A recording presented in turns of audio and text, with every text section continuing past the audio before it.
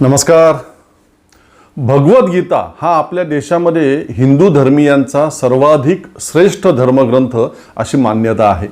भगवद्गीतेवरती अनेक थोर लोकांनी, संत, विचारवंत, सामाजिक राजकीय नेत्यांनी लिखित स्वरूपामधलं भाष्य केलेलं आहे.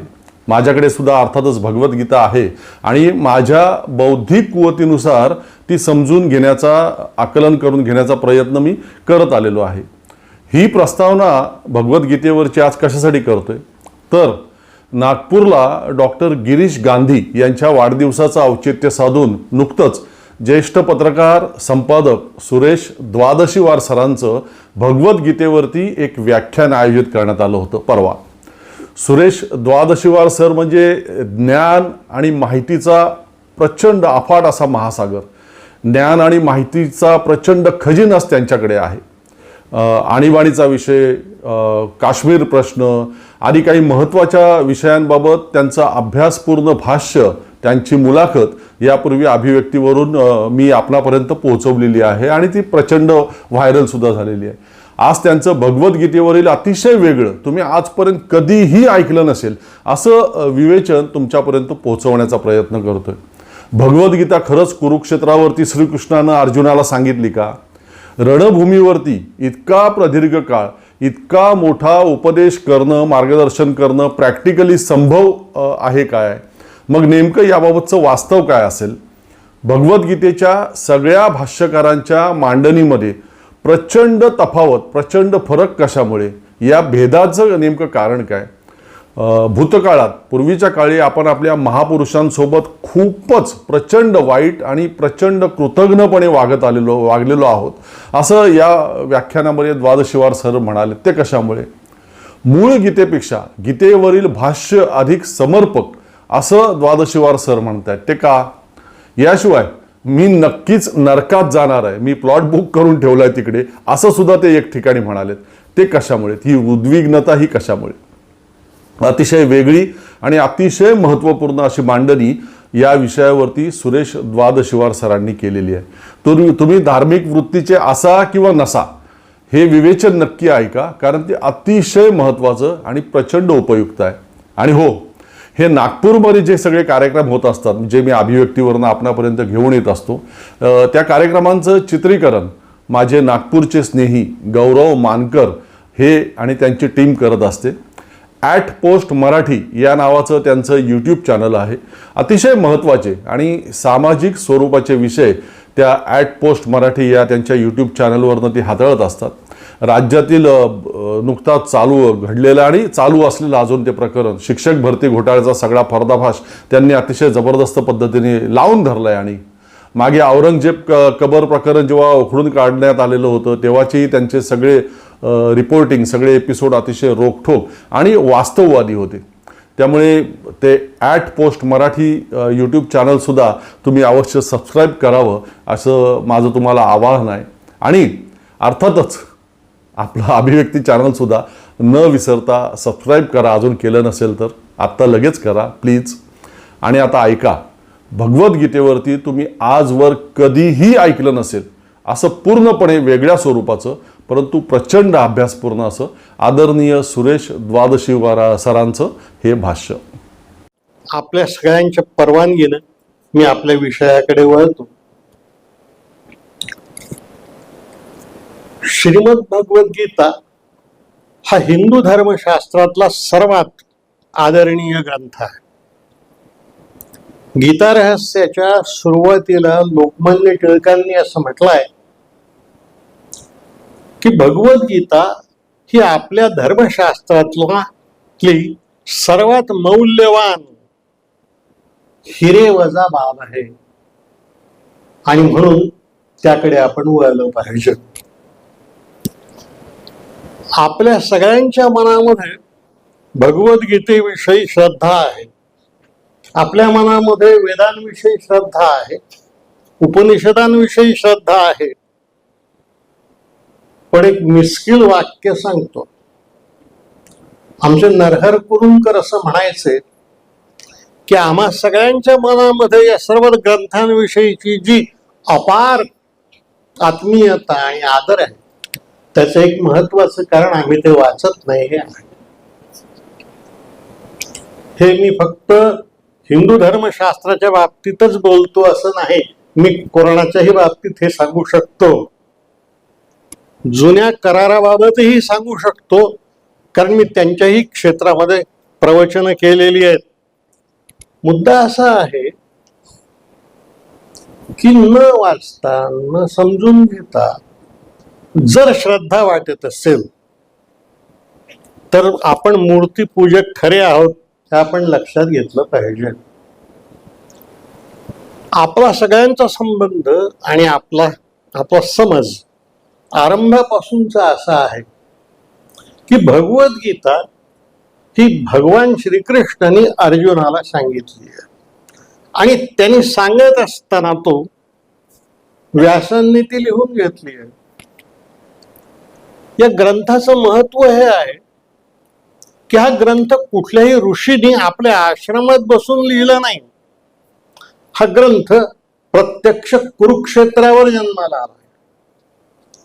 युद्धाला सुरुवात व्हायची आहे, दोन्ही बाजूच्या सेना समोरासमोर उभ्या आहेत, रणभेरी वाजल्या आहेत आणि अशा वेळी अर्जुन श्रीकृष्णाला म्हणतो की माझा रथ दोन्ही सैन्याच्या मध्ये नेऊन उभा कर.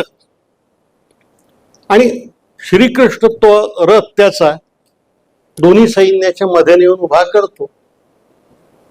तेव्हा अर्जुनाला असं दिसतं की इथं सगळे आपले आप्त आहेत, नातेवाईक आहेत, आजे मामे काके असे सगळे आहेत, यांच्यावर मी शस्त्र कसं उगारायचं.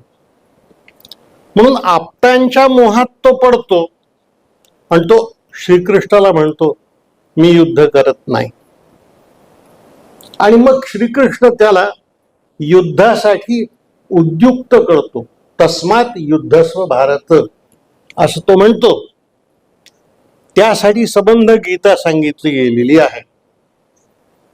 आता या ठिकाणी काही न आवडणाऱ्या गोष्टी मला आपल्याला सांगितल्या पाहिजेत. त्यातली पहिली गोष्ट अशी की खुद्द लोकमान्य टिळकांनी असं म्हटलंय की रणभेरी वाजल्या आहेत, युद्धाला सुरुवात व्हायची आहे, अशा वेळी 700 श्लोकांची आणि 18 अध्यायांची गीता श्रीकृष्ण अर्जुनाला कसं सांगेल. एवढा वेळ कसा असेल. गीता वाचायलाही वेळ लागतो. एवढी गीता कशी सांगेल. आणि गीतेमध्ये युद्धासाठी तू युद्ध तयार हो एवढंच तो सांगत नाही. कर्म, ज्ञान, उपासना याविषयीच्या गोष्टी सांगतो. स्थितप्रज्ञेची लक्षणं सांगतो, गुणवत्तेची लक्षणं सांगतो, तत्वज्ञान सांगतो. कुरुक्षेत्र ही काही तत्वज्ञान सांगायची गोष्ट नाही, जागा नाही. आणि ती अशा विलक्षण क्षणी श्रीकृष्ण अर्जुनाला कशी सांगेल. समोरची माणसं बाण घेऊन तयार आहेत आणि अर्जुन गीता ऐकतोय. हे फारसं खरं नाही. हे लोकमान्यांनी म्हटलंय. हे लोकमान्यांनीच म्हटलंय असं नाही, त्यांच्याही अगोदरच्या अनेक तत्वज्ञांनी आणि गीतेवरच्या भाष्यकारांनी म्हटलेलं आहे. लोकमान्य म्हणतात फार तर 5-6 श्लोक म्हटले असतील की युद्धाला तयार हो. हे बरोबर नाही तुझं. अशा वेळी आप्तांचा मोह होतो. या आप्तांनी तुझ्याशी कसं वर्तन केलं हे जरा आठव आणि मग युद्ध कर. बस, याच्या पलीकडे फारसं काही सांगितलं नसेल. स्थितप्रज्ञेची लक्षणं तिथं कशाला सांगेल तो. दुसरा महत्वाचा भाग असा आहे की भगवद्गीतेवर विष्णू पुराणामध्ये एकही ओळ नाही. त्या अगोदरच्या एकाही पुराणामध्ये ओळ नाही. पाणिनीला इशू माहिती होत्या. भगवान कृष्ण पाणिनी इसवी सनापूर्वी 800 वर्ष झाला. आपल्या अष्टाध्यायीमध्ये पाणिनीने असं म्हटलंय की जे लोक समाजाची सेवा करतात आणि समाजाला मोठं करण्याचा प्रयत्न करतात तीच कालांतरानं समाजाची ईश्वर होत असतात. त्यामध्ये श्रीकृष्ण आहे. म्हणजे पाणिनीला श्रीकृष्ण ईश्वर नसून माणूस आहे हे माहीत होत. पण पाणिनीच्या अष्टाध्यायीमध्ये सुद्धा गीतेचा उल्लेख नाही. गीतेचा उल्लेख इसवी सनापूर्वी 500 वर्षापूर्वीही नाही. मग ही गीता आली कुठून? संशोधकांचं म्हणणं असं आहे आजच्या की ही गीता इसवी सनाच्या 5व्या शतकामध्ये म्हणजे गुप्तांच्या काळामध्ये कुठल्या तरी विद्वानानं लिहून भगवद्गीतेमध्ये प्रक्षिप्त केलेली आहे. याचं कारण इसवी सनाच्या 500 वर्षापूर्वी गीतेचा कुठेही उल्लेख नाही. एकाही ग्रंथात उल्लेख नाही. खूप साधू झाले, खूप मोठी माणसं झाली, उपनिषद अगोदर होऊन गेली, पण उपनिषदामध्ये गीतेच्या अर्थाचे श्लोक आहेत पण गीतेचे श्लोक नाहीत. उपनिषदात गीता नाही, वेदांमध्ये गीता नाही. ही फार नंतर आलेली गोष्ट आहे. गीता ही शंकराचार्यांच्या गीता भाष्यातून आपण घेतलेली आहे. शंकराचार्यांच्या गीता भाष्याच्या अगोदरचा एकही श्लोक या गीतेमध्ये आपल्या समोरच्या नाही.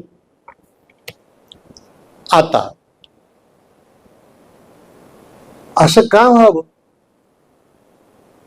असं का व्हावं याचं कारण असं आहे की आपले सगळे धर्मग्रंथ जे आहेत हे वर्षानुवर्ष लिहिले गेलेले आहेत.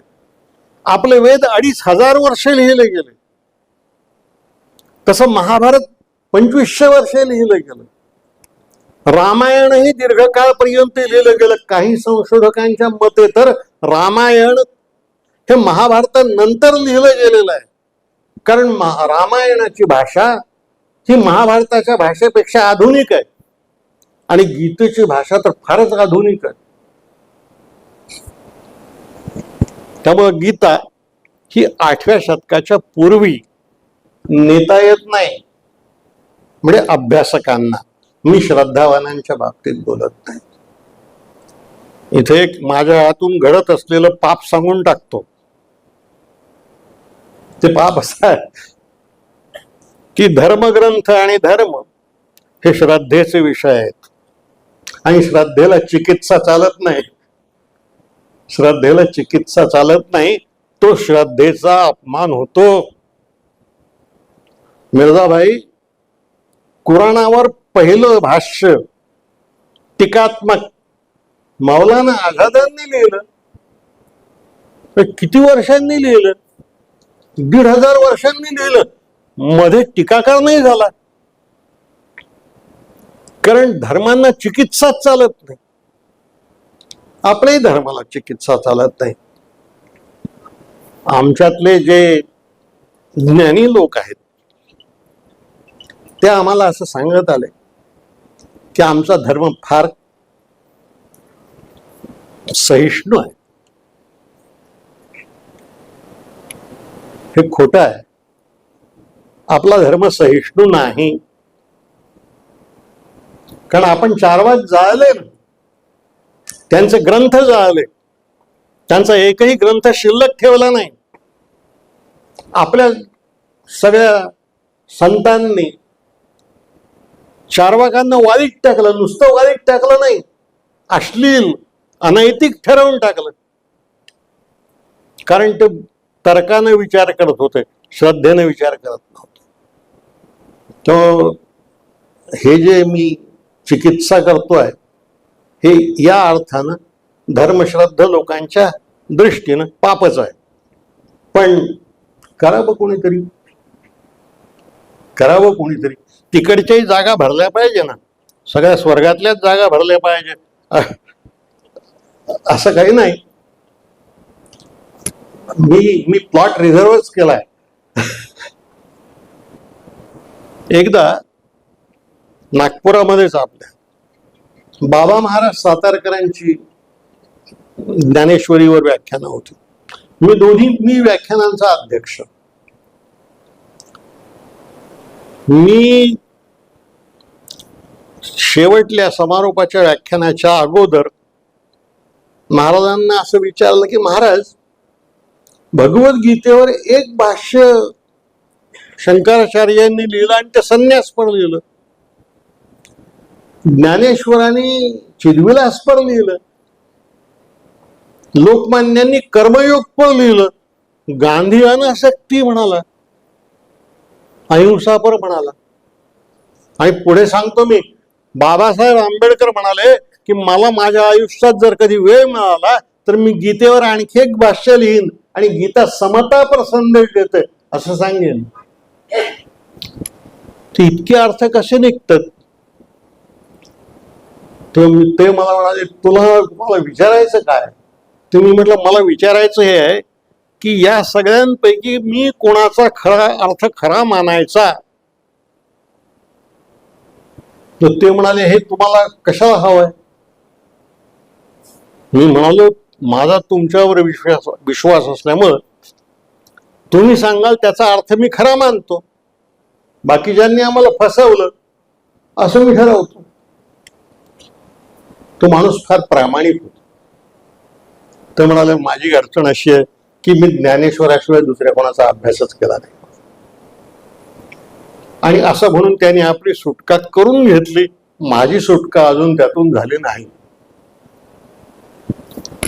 मी जेव्हा जेव्हा हे सगळे अर्थ पाहतो भाष्य, तेव्हा मला प्रत्येकाचंच भाष्य खरं वाटतं. आणि ते इतिहासाशी जुळणारं आहे असं वाटतं. फार फार विचार करून मी अनेकांशी याविषयी बोललो, या क्षेत्रातल्या अधिकारी लोकांशी बोललो. पण मला या प्रश्नाचं खरं उत्तर ज्या ग्रंथाने दिलं तो ग्रंथ लोकायत आहे. हा ग्रंथ देवी प्रसाद चट्टोपाध्यायांनी लिहिला आहे. देवी प्रसाद चट्टोपाध्याय राजस्थानचे राज्यपाल होते, कम्युनिस्ट होते, मोठा माणूस होता, ज्ञानी पुरुष होता, पण गरीब होता. त्याच्या घरापर्यंत मला कार सुद्धा नेता आली नाही, टॅक्सी नेता आली नाही. चौकात टॅक्सी ठेवून पायी गेलो त्याच्या घरापर्यंत. माझ्यासोबत डॉक्टर सुरेंद्र वारलिंगे होते. मी त्यांना हाच प्रश्न विचारला की गीतेवर इतकी भाष्य लिहिली गेली आहेत, शंकराचार्यापासून गांधींपर्यंत, तुम्ही यातला कोणाचा अर्थ खरा मानता? अर्थात हा कम्युनिस्ट होता, निरीश्वरवादी होता.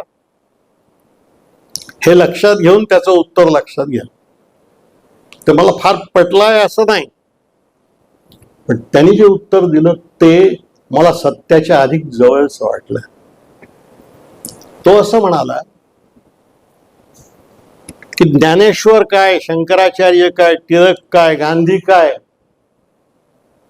ही माणसं असामान्य प्रतिभेची ज्ञानी माणसं होती. ही काय भगवद्गीतेवर गाईड लिहायला बसली होती काय? म्हणजे यांना गीतेवर गाईड नव्हतं लिहायचं. या माणसांना आपलं म्हणणं जगाला सांगायचं होतं. पण आपलं म्हणणं जगाला सांगितलं तर कोण ऐकेल? शंकराचार्यांचं निर्वाण झालं तेव्हा त्यांचं वय 33 वर्षाचं होतं. त्याच्या आधी त्यांनी अनेक ग्रंथ लिहिले होते. ते कोणत्या वयात त्यांनी तो ग्रंथ लिहिला ते कोणाला कळतही नव्हतं. आणि शिवाय महत्वाची गोष्ट अशी की ते देशभर फिरत होते. केव्हा लिहिला, कुठे लिहिला,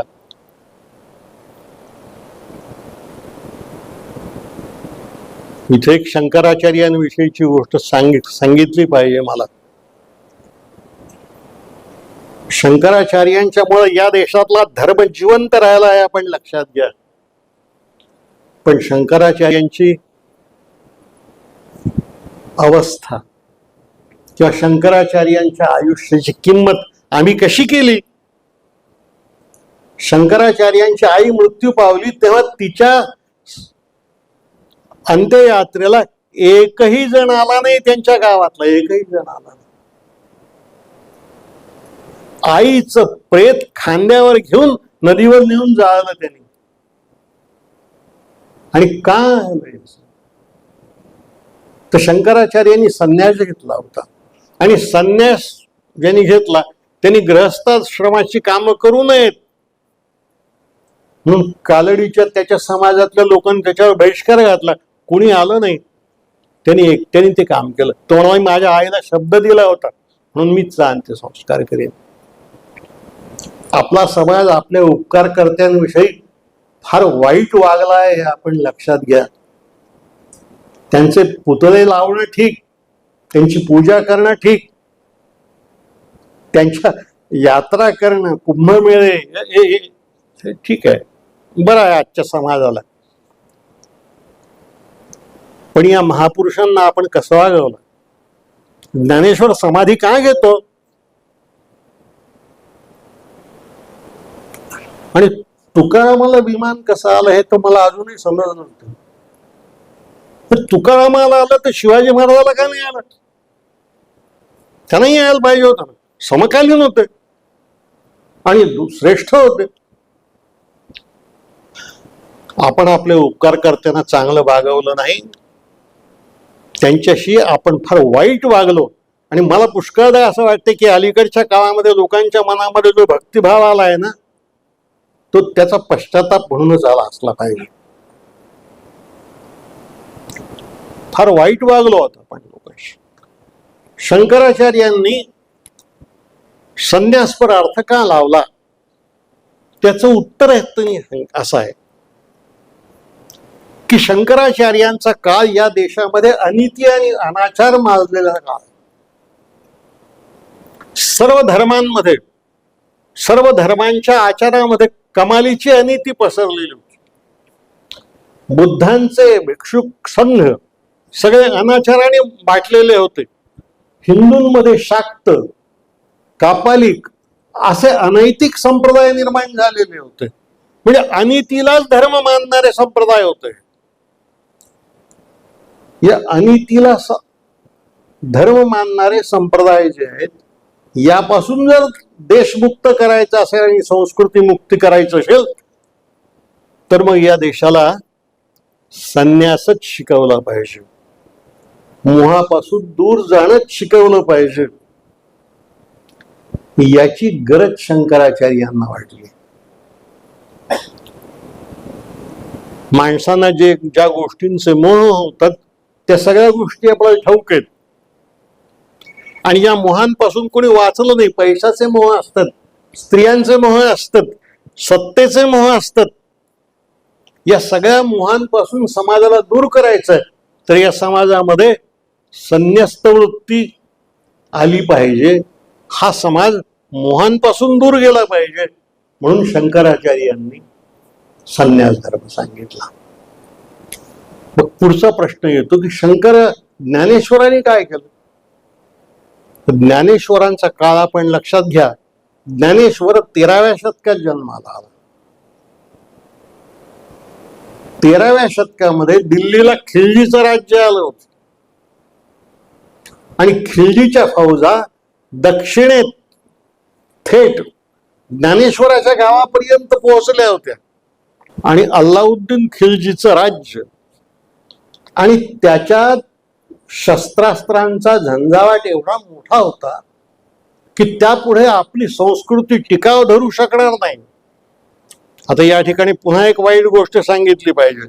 आपल्याकडे भानगड अशी आहे की युद्ध फक्त क्षत्रियांनीच करायचं असते, आणि क्षत्रियांची संख्या किती आपल्या समाजात? ब्राह्मणांनी युद्ध करायचं नाही, ओबीसीनी युद्ध करायचं नाही, दलितांना सोबत घ्यायचं नाही. अरे महाभारताच्या युद्धात तर असं अशी भानगड आहे की तिथं गेलेले सेनापती आपले आचारी पानके एवढंच नाही, जनानखाने घेऊन गेले होते आपल्या सोबत. आता यांना बाकीचे कसे चालतील?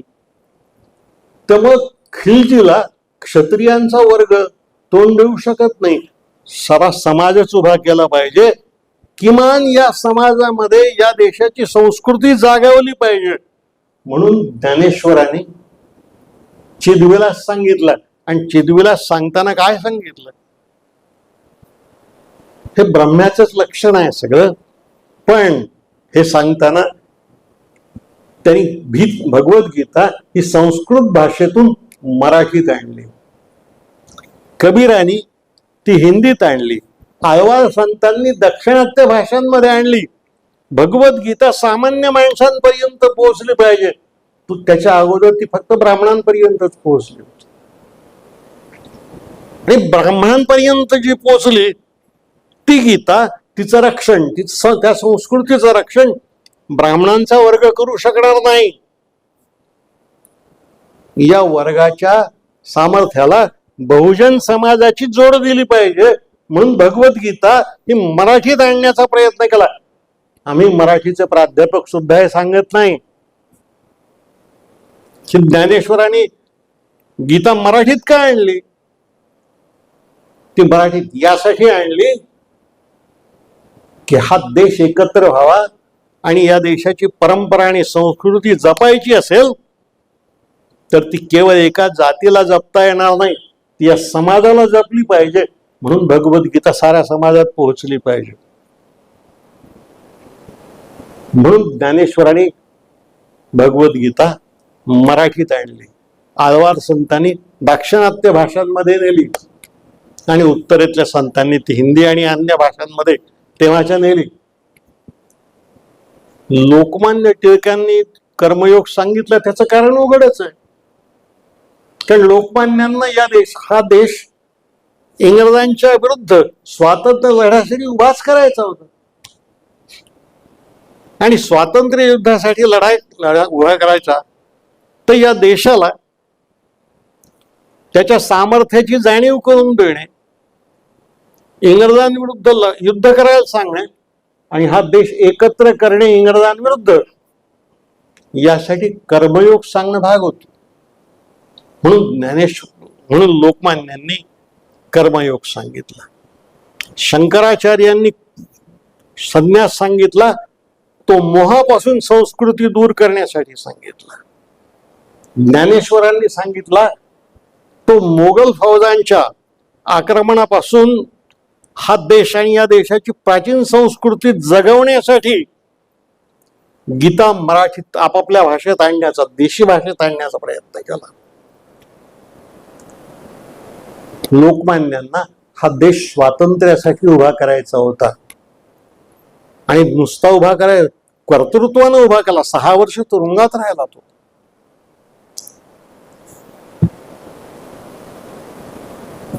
आता पुढचा गांधींनी अहिंसा का सांगितली? तर गांधीकडे जाण्यापूर्वी मी हे अगोदरच्याही माणसांचं एक विश्लेषण करून टाकतो. शंकराचार्यांनी आपला उपदेश जर समाजाला करायचा होता त्यांना, तर त्यांनी गीता का वापरली? स्वतःही सांगू शकले असते, ज्ञानेश्वरही सांगू शकले असते, लोकमान्यही सांगू शकले असते. पण आपल्या समाजामध्ये एक ताप असा आहे आपल्या लोकांचा की एखादी गोष्ट मी तुम्हाला सांगतो असं म्हणून जर मी सांगायला लागलो तर तुम्ही कोणी ऐकत नाही. मग मी काय म्हणतो की मी सांगत नाही बरं का, हे गांधी सांगतो. मी गांधींचं नाव घेतलं, लोकमान्यांचं नाव घेतलं, ईश्वराचं नाव घेतलं, नाही काय धर्मग्रंथाचं नाव घेतलं की हा मग ठीक आहे. शंकराचार्याला ओळखत कोण होतं त्याच्या गावामध्ये? ज्ञानेश्वराला ओळखत कोण होतं? त्यांची समाधी घेतली ना, त्याचा छळ केला आपल्या लोकांनी. तुकारामाला कोण ओळखत होत? त्याचे ग्रंथ बुडवले ना आपण. लोकमान्य सामान्यच होते. लोकमान्य का झाले? कारण त्या काळामध्ये राजमान्य राजश्री असं लिहिण्याची पद्धत होती. लोकमान्य राजसत्तेच्या विरुद्ध लिहित होते, म्हणून लोकमान्यांना राजमान्य कसं म्हणायचं, म्हणून लोकमान्यांना लोकमान्य म्हणायला लागले. ही समाजाची प्रकृती आपण एकदा लक्षात घ्या. त्यामुळं मी सांगतो म्हणून तुम्ही हे करा असं म्हणण्याचं धाडस यांच्यापैकी कुणीही केलं नाही. हे मी सांगत नाही, हे जे मी सांगतोय हे यापूर्वी प्रत्यक्ष भगवंतानं अर्जुनाला गीतेच्या रूपात सांगितलंय असं या सगळ्यांनी म्हटलं. म्हणजे गीतेचा आधार घेऊन आपल्याला जे जगाला सांगायचं होतं ते या महापुरुषांनी सांगितलं, हे आपण लक्षात घ्या. राजकारण फक्त सत्तेच्या क्षेत्रातच चालते असं नाही, धर्माच्या क्षेत्रात सुद्धा चालते. मी धर्मातल्या राजकारणाच्या लबाड्या ज्या आहेत त्यावर कधीतरी स्वतंत्रपणे बोलता आलं तर बोलेल, पण हे आपण लक्षात घ्या. हे का झालं, हे पण हे चांगल्या हेतून झालंय, समाजाला सन्मार्गावर ठेवण्याच्या हेतून झालंय. श्रीकृष्णाचं नाव घेऊन आपल्याला जे सांगायचं होतं ते शंकराचार्यांनी सांगितलं, ते ज्ञानेश्वरांनी सांगितलं, ते लोकमान्यांनी सांगितलं आणि ते गांधींनी सांगितलं. तर गांधी मी वेगळा यासाठी ठेवला की गांधी अहिंसा म्हणतो आणि भगवद्गीता तस्मात युद्धस्व भारत म्हणते. तर गांधींना त्यांच्या शिष्यांनी असं विचारलं की ही विसंगती कशी तुमच्यात, तर गांधी म्हणाले ही विसंगती नाही, गीतेचा खरा अर्थ अहिंसा किंवा अहिंसा परच आहे. तो कसा, महापुरुष होता, आपलं ज्ञान लढवलं. तो म्हणाला की तो भगवान श्रीकृष्ण जो आहे तो अर्जुनाला काय सांगतो, कर्म कर पण फलाची आशा धरू नको, अनासक्त बुद्धीने कर्म कर. आता काही मिळवायचंच नसेल आणि अनासक्तच राहायचं असेल तर मग युद्ध कशाला करायचं. गांधी म्हणाला युद्ध, भांडणं, मारामाऱ्या या सगळ्या काहीतरी मिळवण्यासाठी होत असतात, आसक्तीपोटी होत असतात, अनासक्तीतून युद्ध होत नाहीत. म्हणून अनासक्ती हा गीतेचा संदेश आहे आणि तोच गीतेचा कायमचा संदेश आहे. म्हणून गीता अनासक्तीपर आहे. इतके गीतेचे अर्थ आहेत. मी आपल्याला विनंती करतो की आपणही कधीतरी वाचा. मी वाचाय फुकट म्हणत नाही. मी गीतेचा काव्यानुवाद जो आचार्य विनोबांनी केलाय, जो अतिशय सोपा आहे, तो मी आपल्या सगळ्यांसाठी आणला आहे इथं सोबत माझ्या, आणि मी तो आपल्याला देणार आहे. आपण वाचा. आपल्यापैकी प्रत्येकाला त्याचा वेगळा अर्थ लागेल. आणि इथं लेखक बसलेले आहेत, त्यात तुम्ही विचारा की कोणतं पुस्तक जास्त लोकप्रिय होतं. ज्या पुस्तकातून प्रत्येकाला आपल्या सोयीचा अर्थ काढता येतो ते पुस्तक जास्त लोकप्रिय होतं. भगवद्गीतेतून प्रत्येकाला त्याच्या काळाच्या गरजेनुसार अर्थ काढता आला आणि तो गीतेच्या नावावर सांगता आला. मी सांगतो म्हणून नाही, भगवान सांगतो म्हणून. भगवद्गीता, भगवद्गीता म्हणजे भगवंताच्या तोंडून आलेली गीता. आता महाभारतातच जर गीता नसेल मूळ, तर मग गांधींपर्यंत आलं ते काय आहे. गांधींपर्यंत आलं ते शंकराचार्यांनी घालून दिलेली परंपरा आहे. पण ती परंपरा या ज्ञानी माणसाने जशी तशी स्वीकारली नाही. तिचा प्रत्येकानं आपल्या कालानुरूप आणि आपल्या समाजाच्या गरजेनुरूप अर्थ लावला. स्वातंत्र्य हवं होतं तेव्हा स्वातंत्र्याचा अर्थ लावला. समाजाच्या संस्कृतीचं रक्षण करायचं होतं तेव्हा तसा एक अर्थ लावला. अनाचारापासून समाज मुक्त करायचा होता तेव्हा तसा अर्थ लावला. आणि सगळ्यांनाच लोभ सुटला प्रत्येक गोष्टीचा तेव्हा मग अनासक्ती प्रयोग सांगितला. मित्र, 1000 वर्ष, 2000 वर्ष, 5000 वर्ष हा देश भगवद्गीतेवर प्रेम करत आला आहे. ती न वाचता, समजून न घेता सुद्धा तिचा आदर्श आपण डोळ्यासमोर ठेवला आहे. याचा एक अर्थ असा आहे की हा ग्रंथ या देशाला आणि या देशातल्या जनतेला सातत्यानं मार्गदर्शन करत आलाय. प्रत्येक शतकात त्याला हवं तसं मार्गदर्शन केलंय. शंकराचार्यांच्या काळात जे हवं होतं ते तसं मार्गदर्शन, ज्ञानेश्वराच्या काळात 13व्या शतकात हवं ते मार्गदर्शन, टिळकांना हवं ते मार्गदर्शन, अगोदरचे दासोपंत वगैरे आहेतच. प्रत्येक समाजाला त्याच्या काळाच्या गरजेनुरूप जो ग्रंथ मार्गदर्शन करतो त्याच्या इतका श्रेष्ठ ग्रंथ कोणता असत नाही. भगवद्गीतेला आपण जो प्रणाम करायचा आहे ना,